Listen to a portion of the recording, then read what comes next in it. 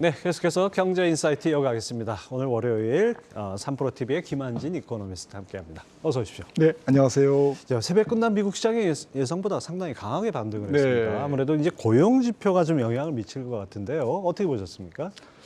네, 많은 것을 함축하고 있었던 것 같습니다. 일단 고용 시장은 타이트하다. 아직까지는 타이트하다. 하지만 일자리 수는 뭐 출렁거리면서 조금씩 지금 하강하고 있다. 식어가고 있다라는 것이 이제 팩트고요.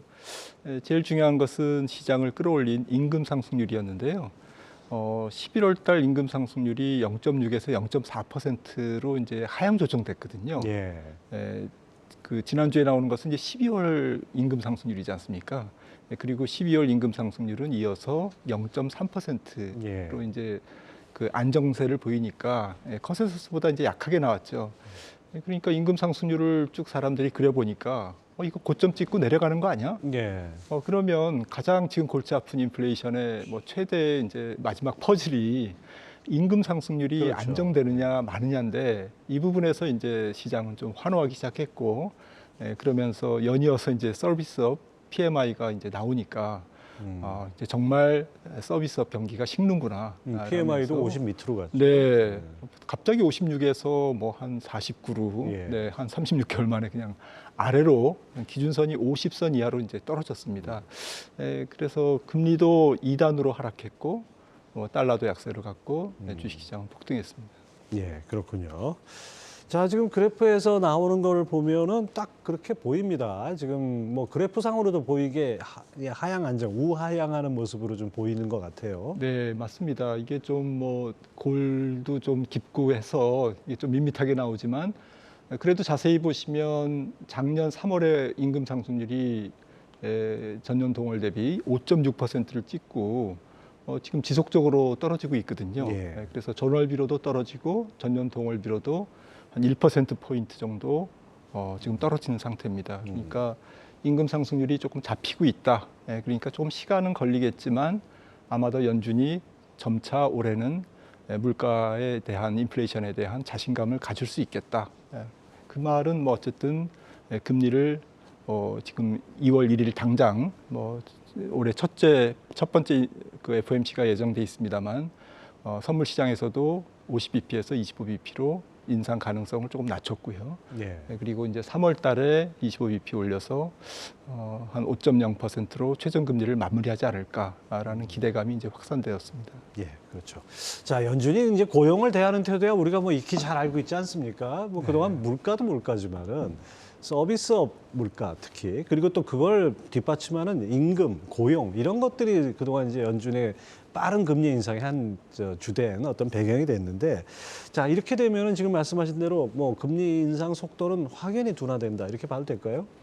네, 제 생각에는 뭐 원래부터 뭐 3월 정도에는 뭐 금리 인상이 마무리되지 않을까. 지금 연준 인사들도 사실은 과잉 긴축이냐, 좀 과소 긴축이냐, 긴축이 조금 더 이루어져야 되냐 말아야 되냐, 이제 이런 거에서 조금 뭐 갑론을박이 있는데. 특히 12월 FOMC 이제 보고서를 보면 살짝 이제 시장에 대한 불편함, 그러니까 주식시장이 올라가면 이제 불편해지는 연준 인사들의 이제 심기를 조금 드러냈거든요. 그도 그럴 것이 지금 연준이 조금 신경을 쓰고 있는 것은 기대 인플레이션이죠. 그래서 기대 인플레이션이 꺾이고 임금 상승률이 둔화돼야 되는데 기대 인플레이션과 관련된 게 또 주식시장이니까. 주식시장이 11월 FOMC에서 12월 FOMC까지 금리는 한 60bp 떨어지고 주가는 또 반대로 한 6% 올랐거든요. S&P 500 기준으로. 그러다 보니까 전체적으로 기대 인플레이션이 증시 때문에 좀 살아나는 거 아닌가라는 부담감이 조금 일부 있는 것 같고요. 하지만 어쨌든 뭐 전체적으로 봤을 때는 아마 연준도 지금 발표된 고용 지표라든지 또 서비스업 여러 가지 관련된 지표를 봤을 때 조금은 이제 한 5% 정도면 조금 그 완전히 긴축적인 어쨌든 상태이기 때문에 기준금리가 그 정도에서는 중립금리 한 2배지 않습니까? 그렇죠. 2.5%의 2배니까 그 정도에서는 한 6개월에서 한 9개월, 뭐 좀 길어지면 한 12개월 정도, 1년 정도 기다리면 조금 물가는 좀 천천히 떨어지니까요. 시차가 있으니까. 그래서 좀 그런 식으로 내년 올해 하반기에는 뭐 인플레이션이 조금 안정권으로 들어갈 수 있겠다라는 예측이 조금 일반적인 예측으로 좀 변할 것 같습니다. 네네. 네, 그렇군요. 저는 개인적으로 작년 여름부터 연준과 시장이 포커 게임을 벌인다는 생각이 좀 듭니다. 그동안 연준이 가진 패를 안 보이고 세게 이제 배팅을 하는 그런 모습을 보였었고, 이제는 패가 어느 정도 드러났기 때문에 연준 입장에서도 세게 배팅하기 좀 어려운 네. 그런 상황이 됐죠. 그런 점에서 지금 앞서 잠깐 언급하신 대로 연준이 금리 인상의 최고 금리, 최종 금리라고 할 수 있는 게 한 5%선, 이 정도에서 더 높아질 가능성은 좀 낮아졌다 이렇게 봐도 될까요? 네, 그렇습니다. 근데 이제 5%를 유지하면서 결국에는 좀 헤드라인 인플레이션 우리가 보는 이제 일반적인 일반적인 물가보다는 지금 근원 물가가 떨어져야 되거든요.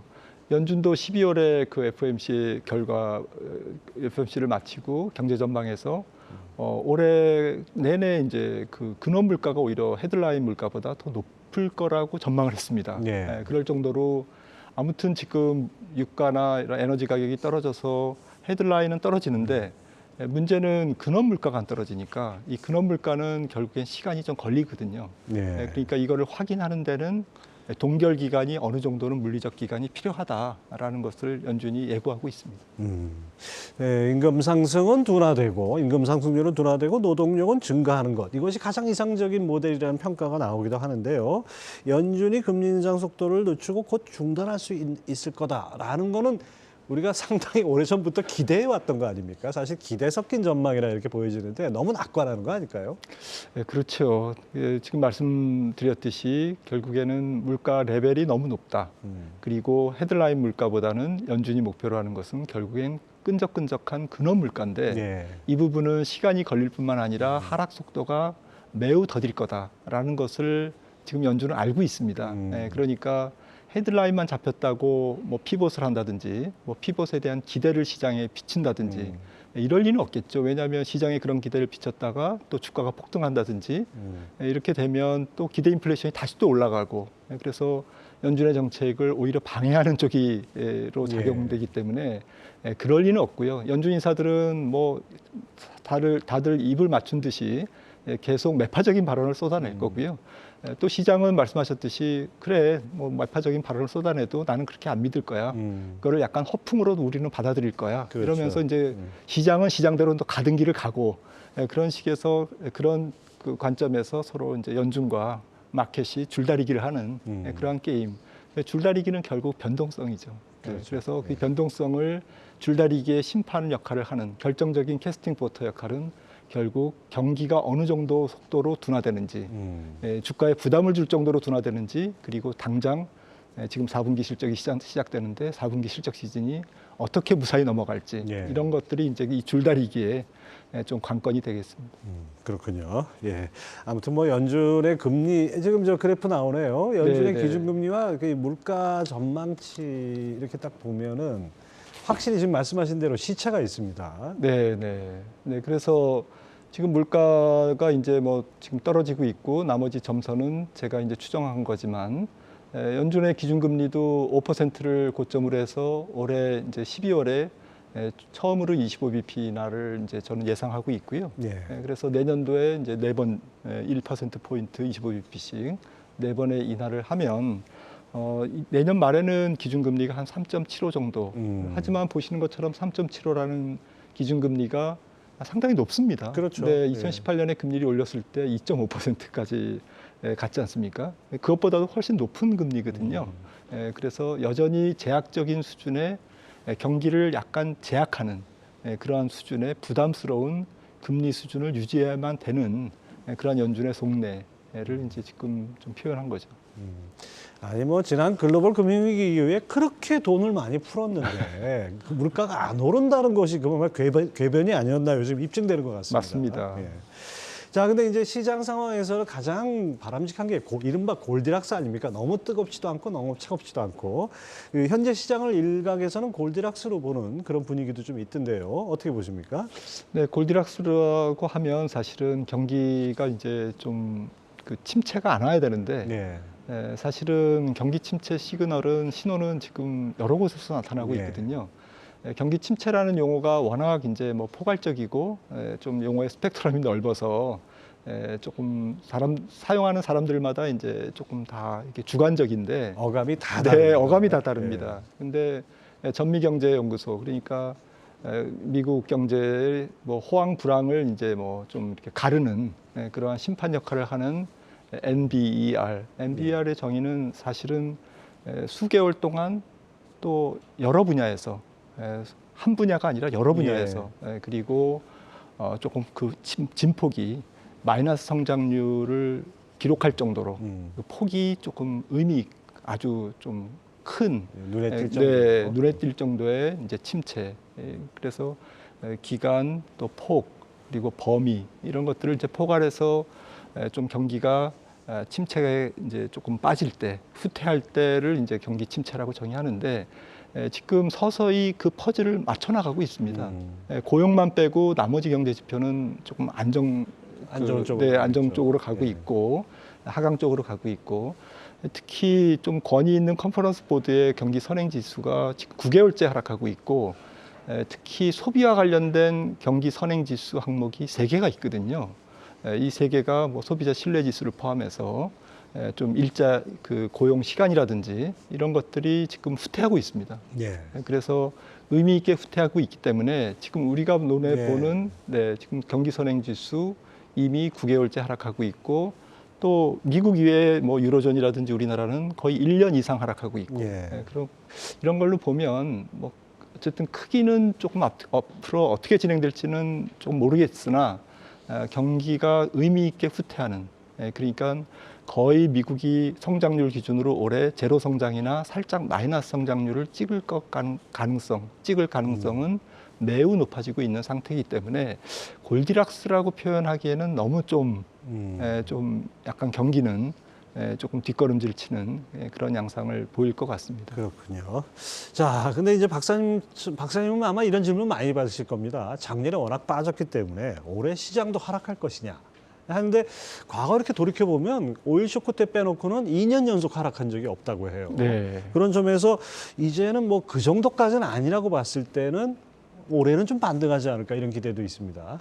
네, 올해는 좀 그 연말 연초 대비로는 지수가 좀 플러스 나지 않을까. 저도 이제 그렇게 생각을 하고 있고요. 그러니까 작년 한 해 정도의 마이너스 주가 수익률로 조금 이제 마무리되는 거 아닌가라고 이제 조금 약간 살짝 낙관적으로 보고 있습니다만은 지적해 주셨듯이 뭐 73년, 74년도가 이제 2년 연속 지금 하이퍼 인플레이션 때 지금 주가가 2년 연속 빠졌고요. S&P 500 기준으로.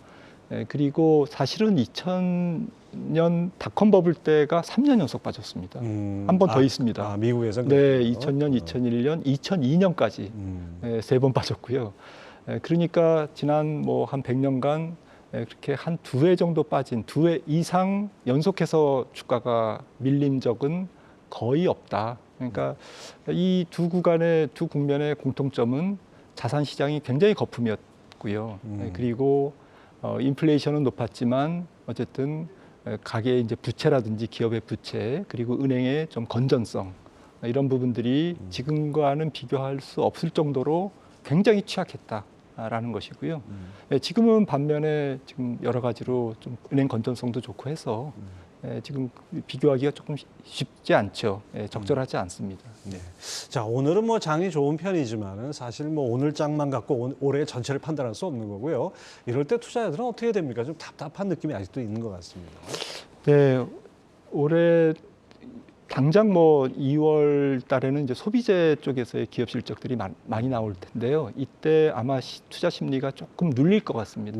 그래서 1월보다는 2월을 조금 조심해야 될 필요성이 있고 전체적으로는 기업 실적의 후퇴에 따른 이익의 후퇴에 따른 주가의 적정 자리 찾아가기 조금 아래쪽으로 적정 자리를 찾아가는 움직임이 힘이 조금 남아 있다. 소위 역실적 장세가 남아 있다라는 측면에서 여전히 부채 비율이 높은 기업, 실적이 안 좋을 것 같은 기업들, 또 밸류에이션이 높은 기업들은 좀 피하고 종목가 지수를 줄이면서 1분기까지는 조금 조심조심 대응하시는 게 좋을 것 같습니다. 연초 장세는 아무래도 좀 하방 가능성을 염두에 두고 조심하게 대응하는 것이 좋다. 이런 조언을 해주셨습니다. 자, 3프로TV 김한진 이코노미스트 함께했습니다. 감사합니다.